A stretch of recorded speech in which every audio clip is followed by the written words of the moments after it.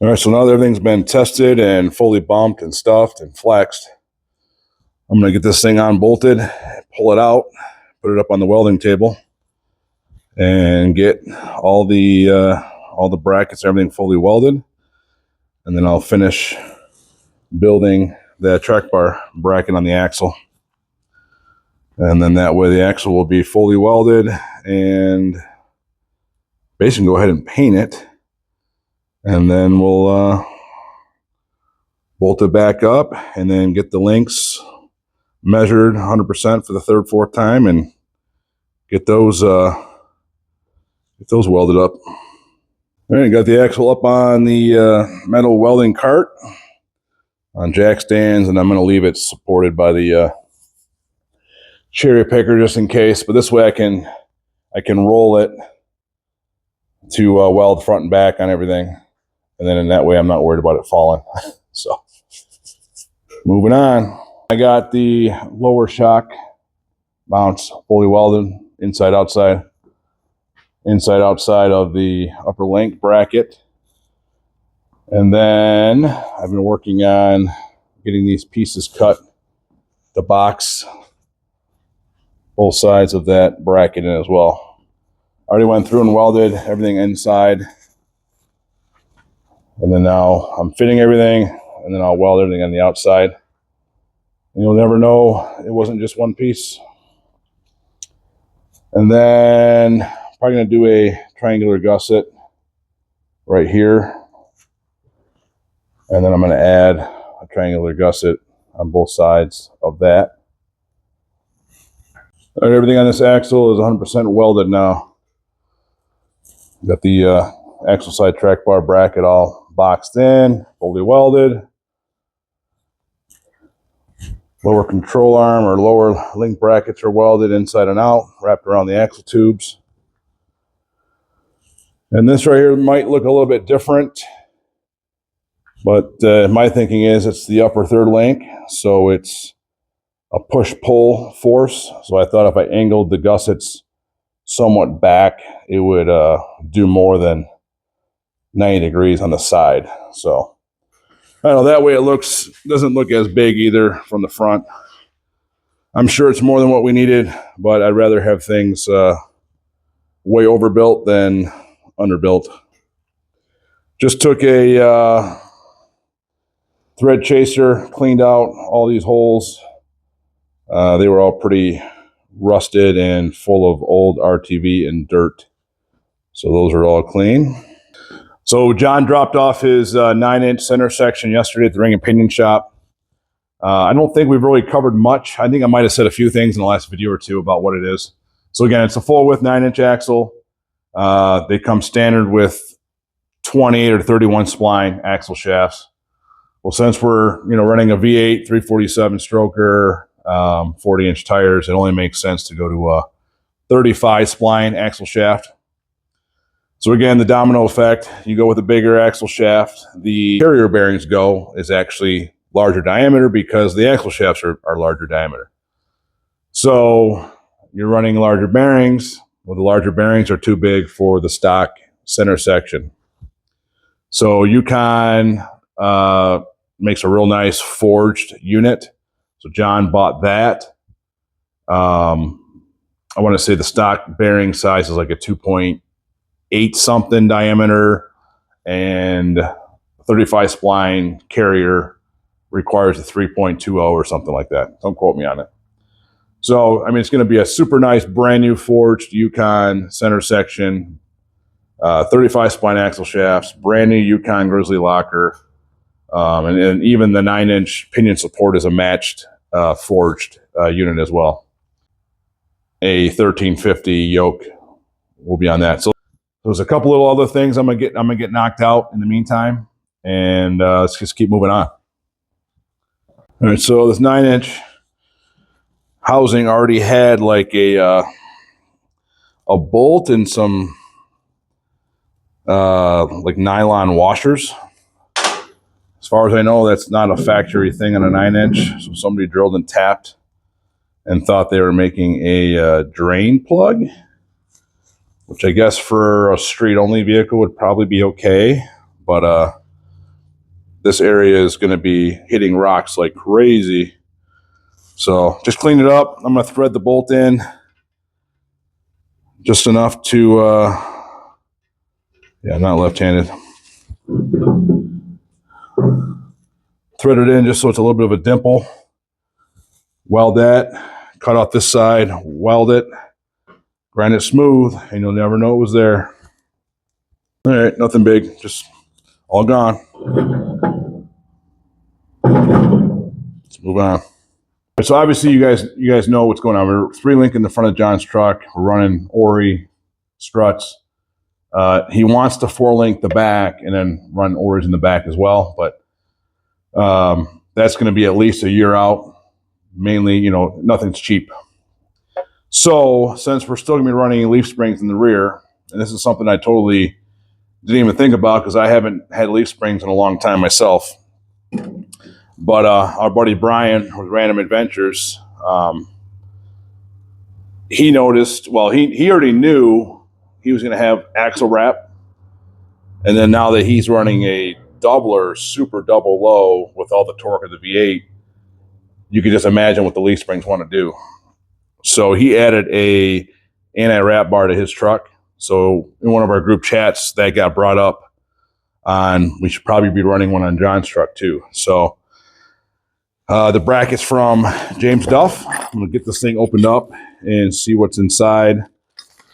Basically what's going to happen is we're going to replace 4 of these factory studs with longer ones, since the bracket is, I don't know if that's 5/16 or 3/8. It's thick. It's a heavy-duty bracket, again, from James Duff. So I'm going to open this up, look through the instructions real quick, and see which studs I got to knock out. Because obviously you have to knock these studs out before you assemble the axle. Otherwise, you got to take everything back apart. So even though we're not building the anti-wrap bar right now, we will be after the truck's up and running. All right, so I looked over the instructions real quick. Straightforward. The 4 farthest right driver's side studs are the ones we're replacing.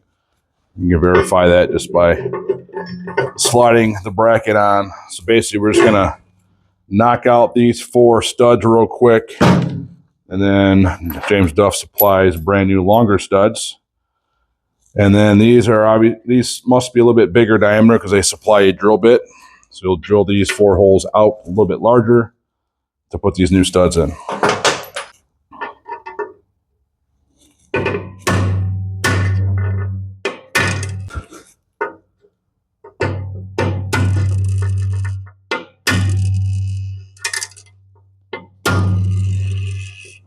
Downward.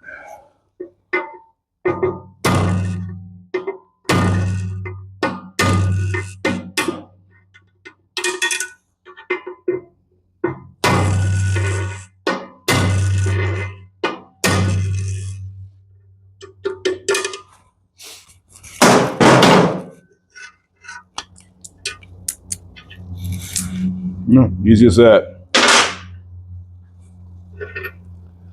So yeah, I can see the shoulder and the splines are larger than these factory holes. So let's drill those out.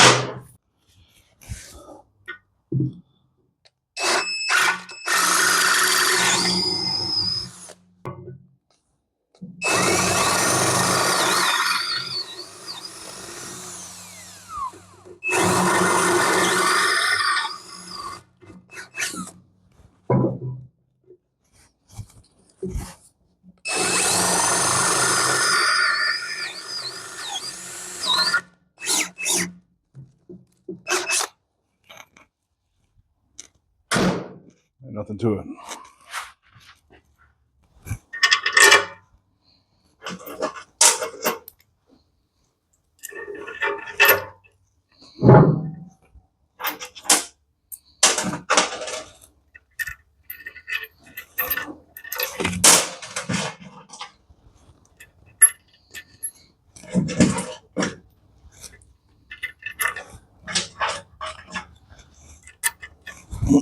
All right, so I put the first one in just by hand with a ratchet socket, and it went in really easy. So then on this one, the second one, I went ahead and just used my little impact driver So you just stack up all the washers and then just drive it in.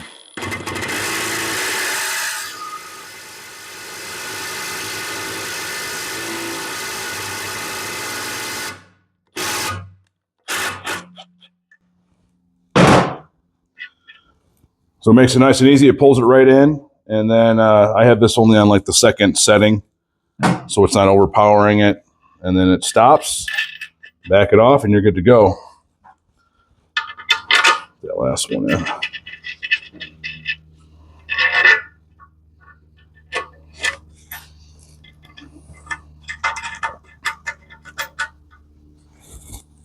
All right, let's hit the fourth one in.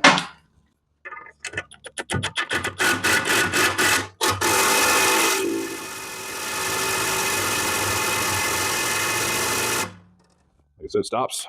Take it off.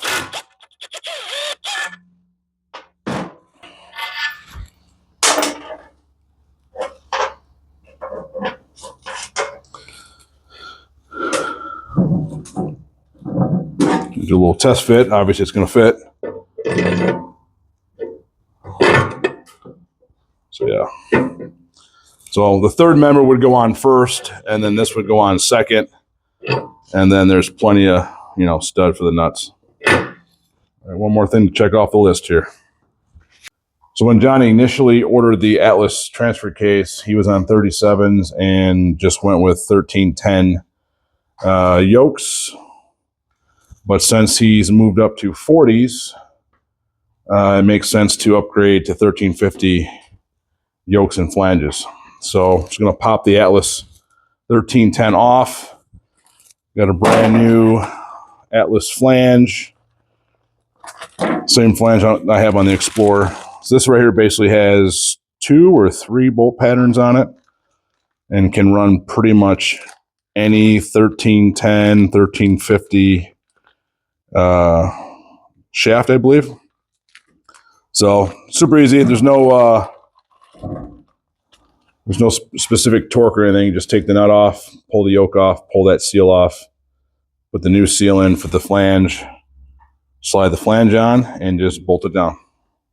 All right, nothing to it. The nut is 1 1/8 inch. Let's pull it off, clean off the RTV that was on there, pull the other seal out, put the new seal in, and then a little bit of RTV on the inner splines on the flange, push it on and send it home. And that part number is AF 1300 is that universal flange. All right, another thing I want to do real quick, since the leaf springs are staying on, I'm going to, we put this kit on, I don't know, probably 5 years ago now at least. So I'm going to take the front bolts out. Hopefully they come out nice, and just re-anti-seize those. That way they will not be seized up down the road. Mainly because if this little factory flag thing breaks off, when the body's down, it's virtually impossible to get anything back there to hold that nut. So I'm going to do that right now and make sure we're good to go. The backs, I'm not as concerned about because we can access them, but I'll probably still do it anyway. Super happy. So they both came out, no issues. I'm going to wire brush them and re-anti-seize them and put them back in. So that's good. Yes, of course, I did the back ones too. Wire brushed, anti-seize. I just talked to John and he had a good idea. We are 99.999% sure that the front is definitely going to sit lower than what it did. So we might, or I might as well move the back up 1 hole to lower it right now while I'm doing this. So yeah, good call, John. All right, one more little task here in the back. John also bought a leaf spring U-bolt eliminator kit. Obviously, he needed a new spring purchase anyway for the new 9-inch. So he opted for the U-bolt eliminator kit, which is super cool. Plus, it's also a +2, they call it. Basically, you can stretch your wheelbase 1 to 3 inches. So that's super cool. So this far right hole, if that was on the leaf spring center bolt, it would put the axle back 3 inches from center. So I'm going to test fit these. Well, I did test fit them. I got to open up these holes just a little bit for the size of those the bolt heads. So let me open these up real quick, and then we can bolt them on and see how they look. All right, so the bottom of the bolt heads are 11/16, so I had to open up. I know we're going to be using one of those two far right holes, center or right hole. So on both brackets, I opened up those 2 holes per bracket. So I'm going to bolt those on right now. All right, so I got the leaf spring eliminators bolted to the leaf spring, so that part's cool. It stays on. And then it's got a jack holding the axle housing up into the perches. So when it comes time, we'll get a measurement between the frame rail, center of the axle, get everything 100% center. Make sure the leaf springs are neutral and level. Well, that's a heavy duty kit. I like that. So, all right, hold on. I'll be right back. Hold on. Okay, I'm back. Sorry about that.